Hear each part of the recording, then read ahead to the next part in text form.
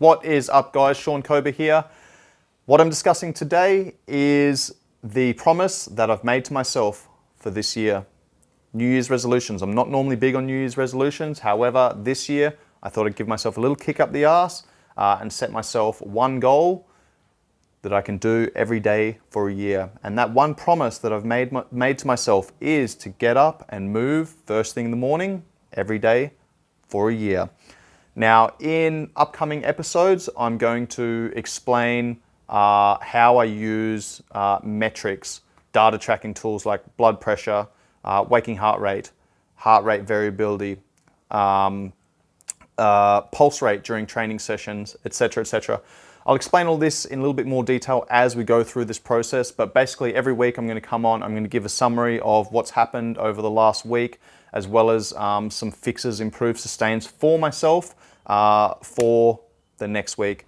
Now, I got up and moved every day last week for the first week of 2023. However, there was some timing issues where maybe my timings were a little bit off. I changed the wake up time from 6:30 to 6 o'clock in the morning without making adjustments to my clients and things like that. So there was a few times last week where I was kind of like in no man's land, where I was kind of sitting there twiddling my thumbs. I didn't really know what to do. So I'm going to start tightening things up a little bit this week.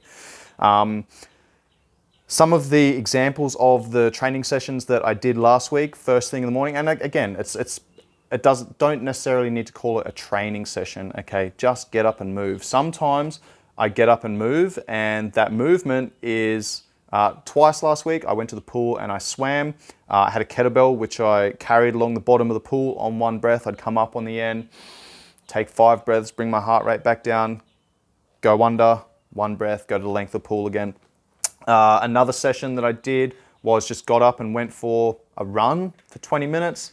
One morning when my heart rate variability was low, meaning my body was under a heap of stress, I got up and I did some yoga. Other times it's going to be just getting up and having a stretch. Sometimes it's going to be mobility work. Sometimes it's going to be stability work. Sometimes I'm going to get up and I'm going to have my skipping rope. I'm going to get a sweat on first thing in the morning, get that heart rate up first thing in the morning. So I'll be giving examples of some of the different training sessions that I'll use as we go through this process, but it is going to be more of an educational tool. And I also want to build a community. So with this video, I'm going to have linked in the description, a link to a Facebook group, a forum that you can go and join.